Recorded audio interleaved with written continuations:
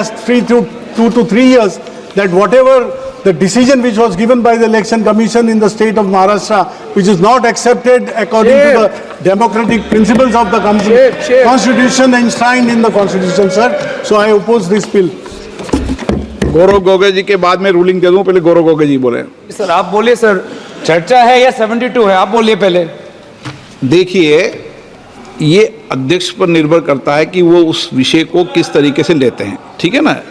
नियम 72 नियम उपनियम 1 पहला परंतु वर्णित किया जाता करता है कि यदि विधेयक पूर्व स्थापन का विरोध इस आधार पर किया जाता है कि विधेयक की विषय वस्तु इस सभा की विधायन क्षमता से परे है। अब सबसे पहले वक्ता माननीय मनीष तिवारी जी ने ये विषय रखा और वक्ताओं ने भी रखा ये विधायन क्षमता से परे है, और इसीलिए जब ये विषय रखा तो मैंने इस विषय को कहा तो विधायक तो अध्यक्ष अन्य सदस्यों को विधेयक के बंदों पर अपने मत रखने की अनुमति प्रदान की जा सकती, इस तहत किया। हाँ, आप गौरव गोगोई जी के बाहर जा सकते हैं, मतलब धन्यवाद सर। ये लेकिन हाँ भी जा सकते हैं, वही तो पूछ ले। एक सेकंड मैं अध्यक्ष जी जो बोले हैं वो ध्यान से सुना हूं। उन्होंने 72 के बाहर जाने का नहीं कहा है। उन्होंने कहा कि माननीय सदस्य मनीष तिवारी ने 72 का हवाला देकर जो विचार व्यक्त किए हैं और जो विरोध किया है, इस पर सदन का कोई भी सदस्य अपने विचार रख सकता है। अब कांग्रेस पार्टी में विचार रख सकता है मतलब विरोध ही करना है, मगर विचार व्यक्त कर सकते हैं इसका मतलब होता है पक्ष में भी बोल सकते हैं।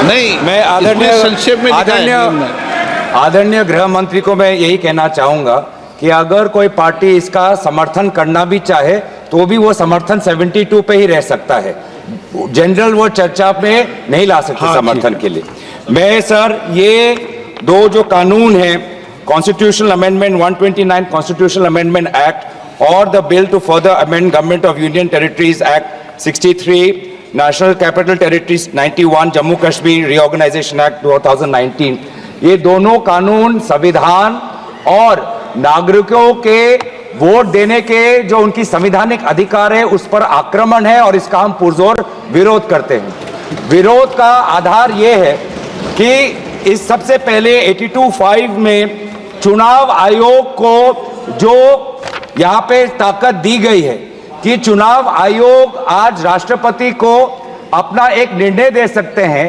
कि कब निर्वाचन हो सकता है। ये कभी भी इससे पहले चुनाव आयोग की ऐसी ताकत भारत के संविधान के निर्माताओं ने नहीं बनाया है।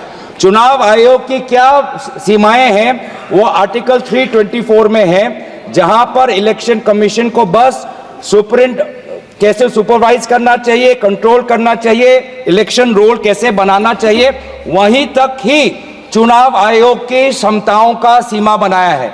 लेकिन इस संविधान ने चुनाव आयोग को असंवैधानिक गैर कानूनी ताकत दी है।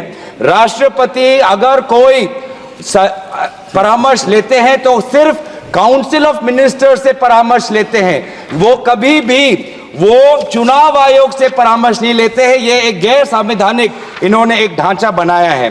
राष्ट्रपति जी अगर काउंसिल ऑफ मिनिस्टर्स की एडवाइस लेते हैं 74 जो article 74 of constitution of India में है, या वो article 356 of constitution of India, वो सिर्फ गवर्नर के रिकमेंडेशन पे ले सकते हैं। 356 गवर्नर के रिकमेंडेशन पे या 74 के अनुसार काउंसिल ऑफ मिनिस्टर्स के रिकमेंडेशन में। ये पहली बार ये एक ऐसा कानून लाए हैं कि राष्ट्रपति अब चुनाव आयोग के भी रिकमेंडेशन पर एक निर्णय ले सकते हैं। ये पूरी तरीके से इसका विरोध करते हैं। चुनाव आयोग में किस प्रकार से कमिश्नर्स नियुक्त होते हैं, नहीं होते, सुप्रीम कोर्ट की भूमिका रहती है, हटाई जाती है, उस पर हम बाद में चर्चा करेंगे। दूसरी बात यह है कि संविधान के बेसिक स्ट्रक्चर में एग्जीक्यूटिव, लेजिस्लेटिव और जुडिशरी के बीच में संतुलन हो, उसका भी विवरण है।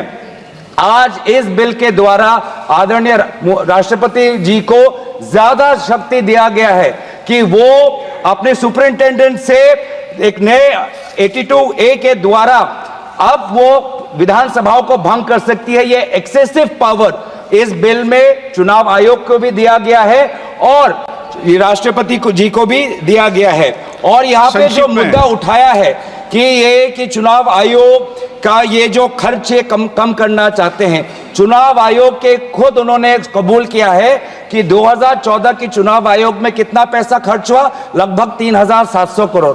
ये 3,700 करोड़ के लिए ऐसा एक गैर संवैधानिक कानून ये लाए हैं, ये पूरी तरीके से तथ्य के खिलाफ है।